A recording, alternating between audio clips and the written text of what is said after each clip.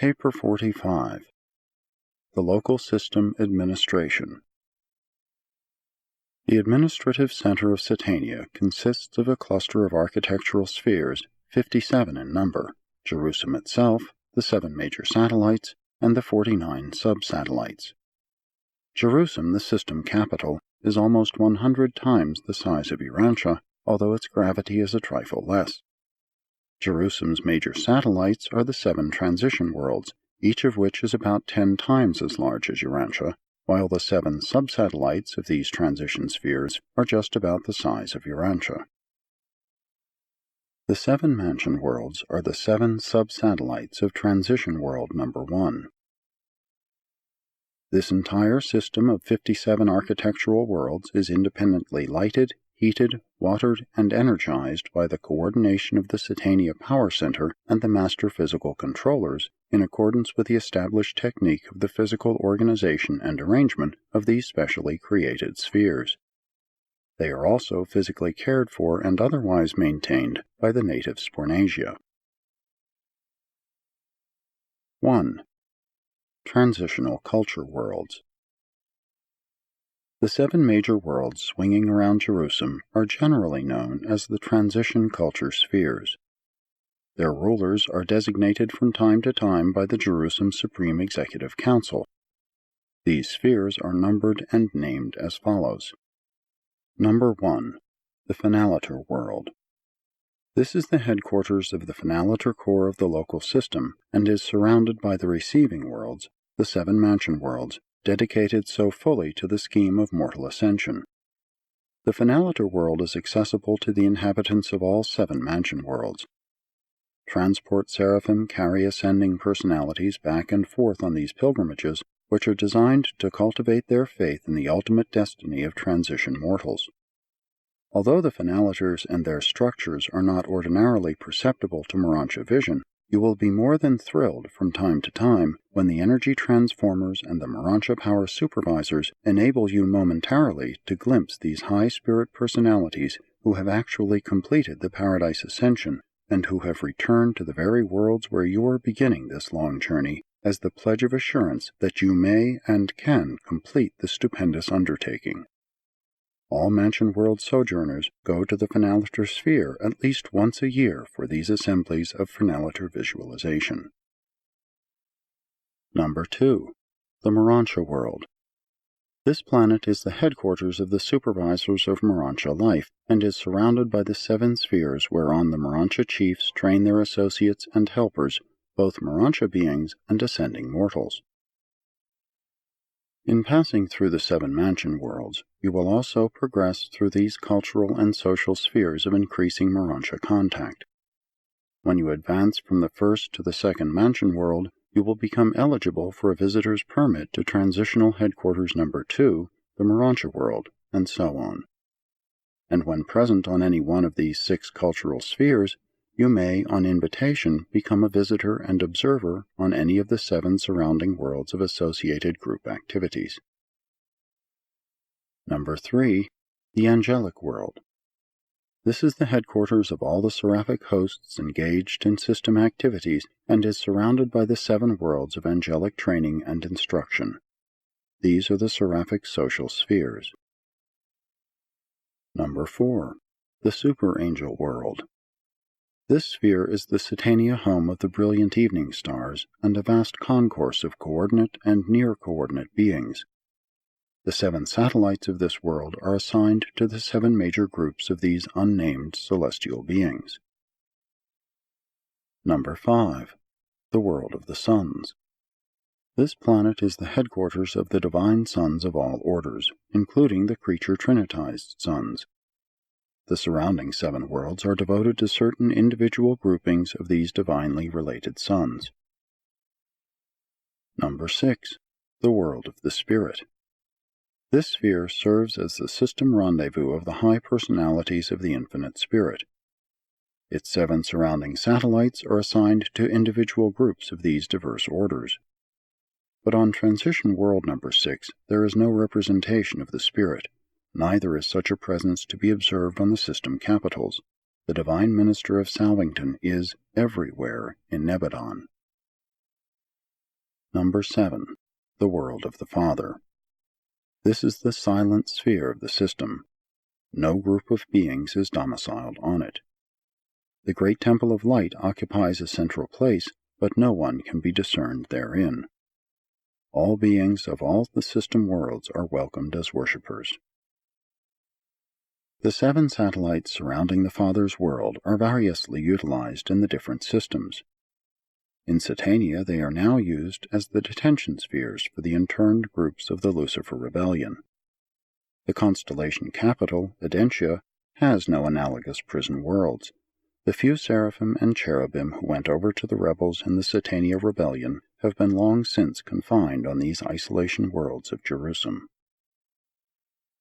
As a sojourner on the 7th Mansion World, you have access to the 7th Transition World, the sphere of the Universal Father, and are also permitted to visit the Satania prison worlds surrounding this planet, whereon are now confined Lucifer and the majority of those personalities who followed him in rebellion against Michael. And this sad spectacle has been observable during these recent ages and will continue to serve as a solemn warning to all Nebadon until the Ancients of Days shall adjudicate the sin of Lucifer and his fallen associates who rejected the salvation proffered by Michael, their universe father. 2. The System Sovereign. The chief executive of a local system of inhabited worlds is a primary Lananandek son, the System Sovereign. In our local universe, these sovereigns are entrusted with large executive responsibilities, unusual personal prerogatives. Not all universes, even in Orvanton, are so organized as to permit the system sovereigns to exercise such unusually wide powers of personal discretion in the direction of system affairs. But in all the history of Nebadon, these untrammeled executives have exhibited disloyalty only 3 times. The Lucifer Rebellion in the system of Satania was the last and the most widespread of all. In Satania, even after this disastrous upheaval, absolutely no changes have been made in the technique of system administration. The present system sovereign possesses all the power and exercises all the authority that were invested in his unworthy predecessor, except for certain matters now under the supervision of the Constellation Fathers, which the Ancients of Days have not yet fully restored to Lanaforge, the successor of Lucifer. The present head of Satania is a gracious and brilliant ruler, and he is a rebellion-tested sovereign. When serving as an assistant system sovereign, Lanaforge was faithful to Michael in an earlier upheaval in the universe of Nebadon. This mighty and brilliant Lord of Satania is a tried and tested administrator. At the time of the second system rebellion in Nebadon, when the system sovereign stumbled and fell into darkness, Lanaforge, the first assistant to the erring chief, seized the reins of government and so conducted the affairs of the system that comparatively few personalities were lost either on the headquarters worlds or on the inhabited planets of that unfortunate system. Lanaforge bears the distinction of being the only primary Lananandek son in all Nebadon who thus functioned loyally in the service of Michael and in the very presence of the default of his brother of superior authority and antecedent rank. Lanaforge will probably not be removed from Jerusalem until all the results of the former folly have been overcome and the products of rebellion removed from Satania. While all the affairs of the isolated worlds of Satania have not been returned to his jurisdiction, Lanaforge discloses great interest in their welfare, and he is a frequent visitor on Urantia. As in other and normal systems, the sovereign presides over the system council of world rulers, the planetary princes, and resident governors general of the isolated worlds. This planetary council assembles from time to time on the headquarters of the system, when the sons of God come together. Once a week, every 10 days on Jerusalem, the sovereign holds a conclave with some one group of the various orders of personalities domiciled on the headquarters world. These are the charmingly informal hours of Jerusalem, and they are never to be forgotten occasions. On Jerusalem there exists the utmost fraternity between all the various orders of beings, and between each of these groups and the system sovereign. These unique assemblages occur on the Sea of Glass, the great gathering field of the system capital. They are purely social and spiritual occasions. Nothing pertaining to the planetary administration or even to the Ascendant Plan is ever discussed. Ascending mortals come together at these times merely to enjoy themselves and to meet their fellow Jerusamites. Those groups which are not being entertained by the sovereign at these weekly relaxations meet at their own headquarters. 3. The system government. The chief executive of a local system, the system sovereign, is always supported by 2 or 3 Lananandek sons who function as first and second assistants. But at the present time the system of Satania is administered by a staff of 7 Lananandeks. 1. The system sovereign, Lanaforge, number 2709 of the primary order and successor to the apostate Lucifer. 2. The first assistant sovereign, Mansurosha, number 17,841 of the tertiary Lananandeks. He was dispatched to Satania along with Lanaforge. 3. The second assistant sovereign, Sadib, number 271,402 of the tertiary order. Sadib also came to Satania with Lanaforge. 4. The custodian of the system, Holdant, number 19 of the tertiary corps, the holder and controller of all interned spirits above the order of mortal existence. Holdant likewise came to Satania with Lanaforge. 5. The system recorder, Vilton, secretary of the Lananandek Ministry of Satania, number 374 of the third order. Vilton was a member of the original Lanaforge group. 6. The bestowal director, Fortant, number 319,847 of the reserves of the secondary Lananandeks and temporary director of all universe activities transplanted to Jerusalem since Michael's bestowal on Urantia. Fortant has been attached to the staff of Lanaforge for 1900 years of Urantia time. 7. The High Counselor, Hanavard, number 67 of the primary Lananandek sons, and a member of the High Corps of Universe Counselors and Coordinators. He functions as acting chairman of the Executive Council of Satania. Hanavard is the 12th of this order so to serve on Jerusalem since the Lucifer Rebellion. This executive group of 7 Lananandeks constitutes the expanded emergency administration made necessary by the exigencies of the Lucifer Rebellion.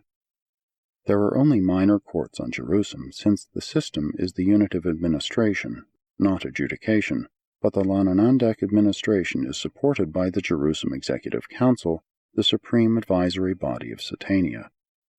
This council consists of 12 members. 1. Hanavard, the Lananandek chairman. 2. Lanaforge, the system sovereign. 3. Mansurosha, the first assistant sovereign. 4. The chief of Satania Melchizedeks. 5. The acting director of the Satania Life Carriers. 6. The chief of the Satania Finalitors. 7. The original Adam of Satania, the supervising head of the material sons. 8. The director of the Satania Seraphic Hosts. 9. The chief of the Satania Physical Controllers. 10. The director of the System Urantia Power Supervisors. 11. The acting director of System Midway Creatures. 12. The acting head of the Corps of Ascending Mortals. This council periodically chooses 3 members to represent the local system on the Supreme Council at Universe Headquarters, but this representation is suspended by rebellion. Satania now has an observer at the headquarters of the local universe, but since the bestowal of Michael, the system has resumed the election of 10 members to the Audentia legislature. 4. The 24 Counselors. At the center of the 7 angelic residential circles on Jerusalem is located the headquarters of the Urantia Advisory Council, the 24 Counselors. John the Revelator called them the 24 Elders. And round about the throne were 24 seats, and upon the seats I saw 24 elders sitting, clothed in white raiment. The throne in the center of this group is the judgment seat of the presiding archangel, the throne of the resurrection roll call of mercy and justice for all Satania. This judgment seat has always been on Jerusalem, but the 24 surrounding seats were placed in position no more than 1900 years ago, soon after Christ Michael was elevated to the full sovereignty of Nebadon. These 24 counselors are his personal agents on Jerusalem, and they have authority to represent the Master Son in all matters concerning the roll calls of Satania and in many other phases of the scheme of mortal ascension on the isolated worlds of the system. They are the designated agents for executing the special requests of Gabriel and the unusual mandates of Michael. These 24 counselors have been recruited from the 8 Urantia races, and the last of this group were assembled at the time of the resurrection roll call of Michael 1900 years ago. This Urantia Advisory Council is made up of the following members. 1. Onagar, the mastermind of the pre-planetary Prince Age, who directed his fellows in the worship of the Breath Giver. 2. Mansant, the great teacher of the post-planetary Prince Age on Urantia, who pointed his fellows to the veneration of the Great Light. 3. Anamanalantan, a far-distant leader of the Red Man, and the one who directed his race from the worship of many gods to the veneration of the Great Spirit. 4. Orlandoth, a prince of the Blue Men, and their leader in the recognition of the divinity of the Supreme Chief. 5. Porshunta, the oracle of the extinct Orange race, and the leader of this people in the worship of the Great Teacher. 6. Singlangton, the first of the Yellow Men to teach and to lead his people in the worship of one truth instead of many. Thousands of years ago the Yellow Man knew of the one God. 7. Fantad, the leader of the Green Men from darkness and their leader in the worship of the one source of life. 8. Orvanon, the enlightener of the Indigo races and their leader in the one-time service of the God of Gods. 9. Adam, the discredited but rehabilitated planetary father of Urantia, a material son of God who was relegated to the likeness of mortal flesh, but who survived and was subsequently elevated to this position by the decree of Michael. 10. Eve, the mother of the violet race of Urantia, who suffered the penalty of default with her mate and was also rehabilitated with him and assigned to serve with this group of mortal survivors. 11.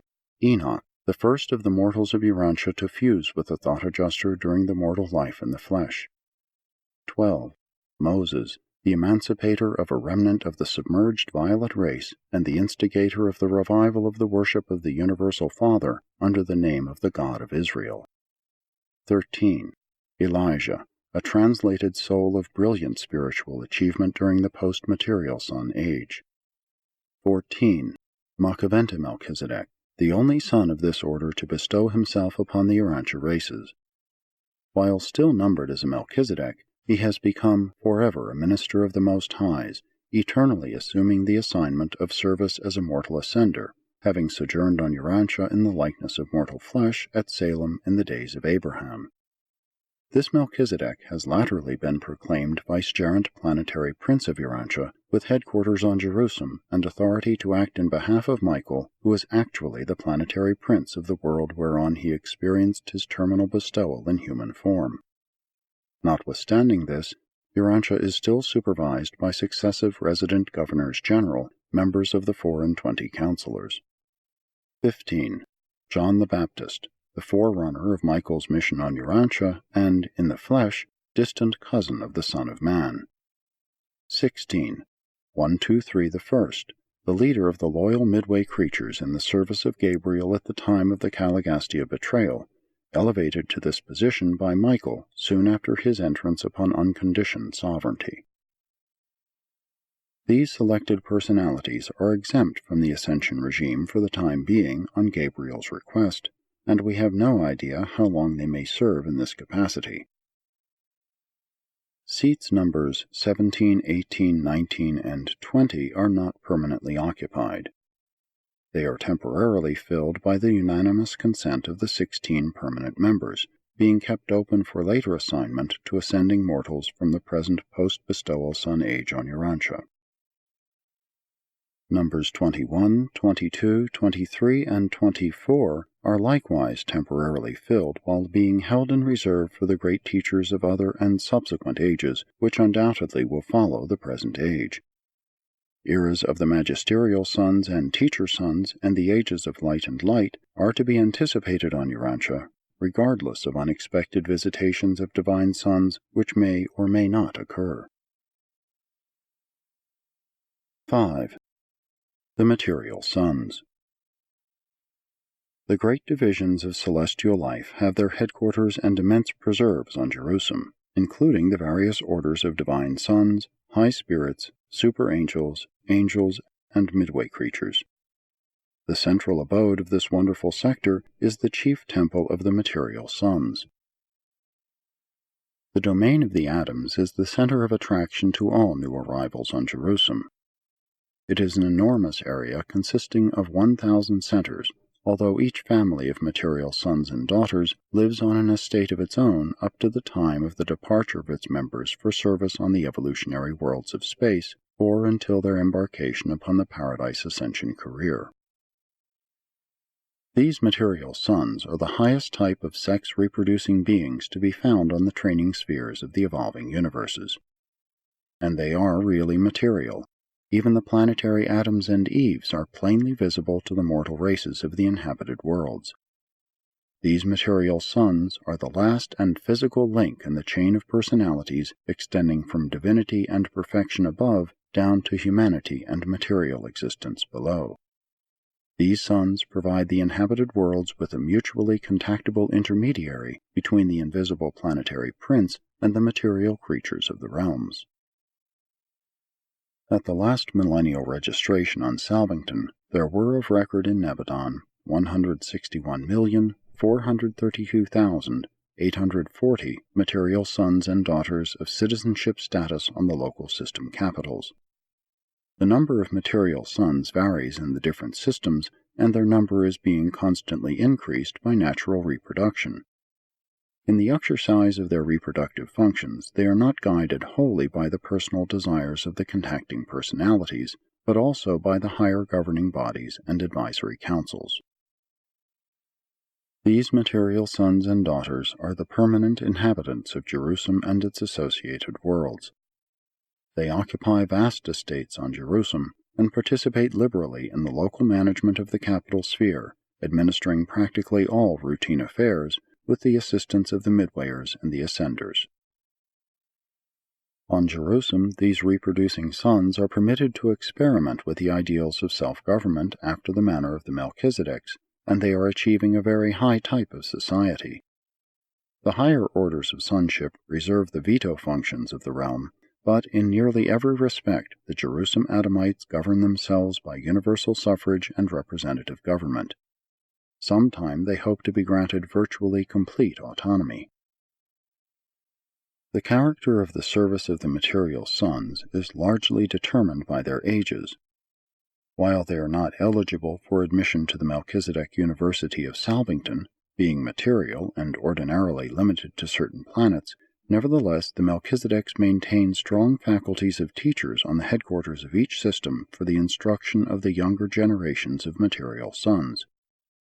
The educational and spiritual training systems provided for the development of the younger material sons and daughters are the acme of perfection in scope, technique, and practicability. 6. Adamic training of ascenders. The material sons and daughters, together with their children, present an engaging spectacle which never fails to arouse the curiosity and intrigue the attention of all ascending mortals.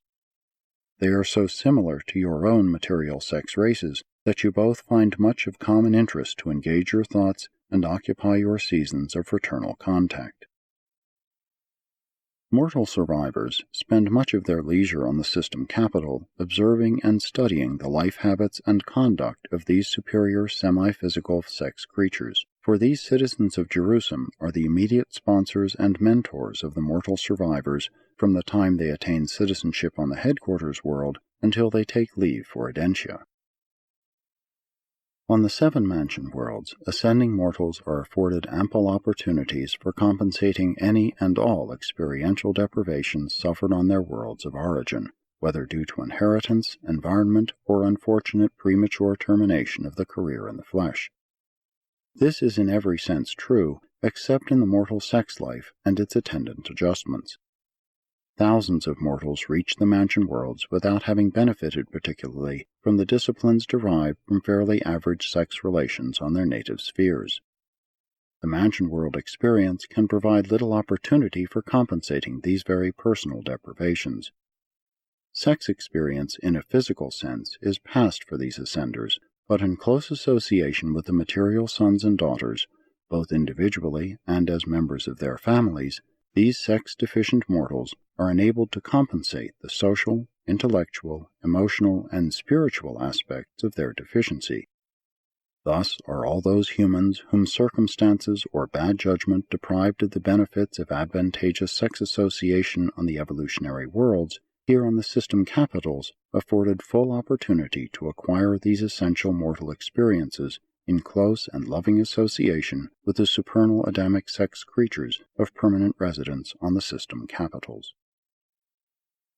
No surviving mortal, midwayer, or seraphim may ascend to paradise, attain the Father, and be mustered into the core of the finality without having passed through that sublime experience of achieving parental relationship to an evolving child of the worlds, or some other experience analogous and equivalent thereto.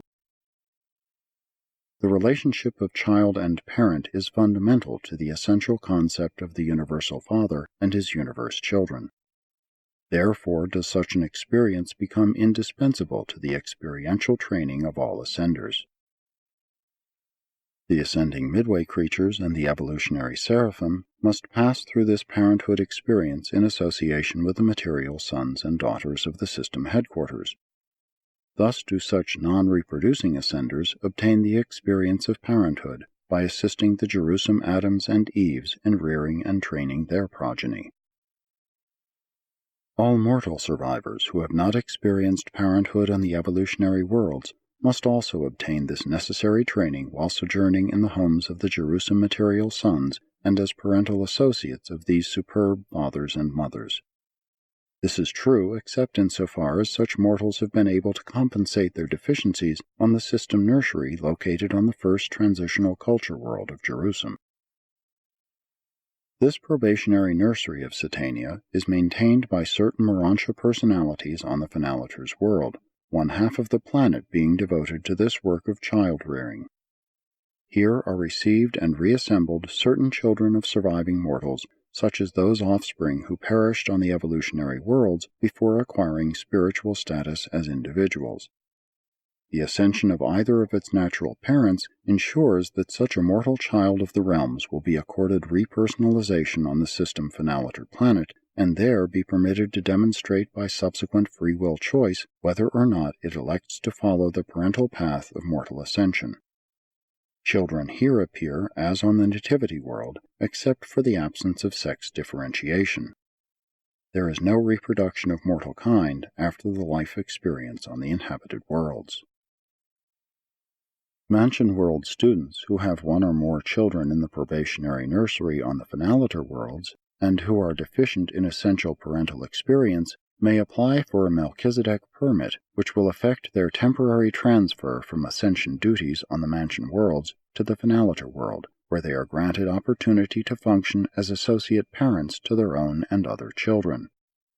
This service of parental ministry may be later accredited on Jerusalem as the fulfillment of 1/2 of the training which such ascenders are required to undergo in the families of the material sons and daughters. The probation nursery itself is supervised by 1,000 couples of material sons and daughters, volunteers from the Jerusalem colony of their order. They are immediately assisted by about an equal number of volunteer Midsonite parental groups who stop off here to render this service on their way from the Midsonite world of Satania to the unrevealed destiny on their special world of reservation among the Finalator spheres of Salvington. 7. The Melchizedek Schools. The Melchizedeks are the directors of that large corps of instructors, partially spiritualized will creatures and others, who function so acceptably on Jerusalem and its associated worlds, but especially on the seven mansion worlds.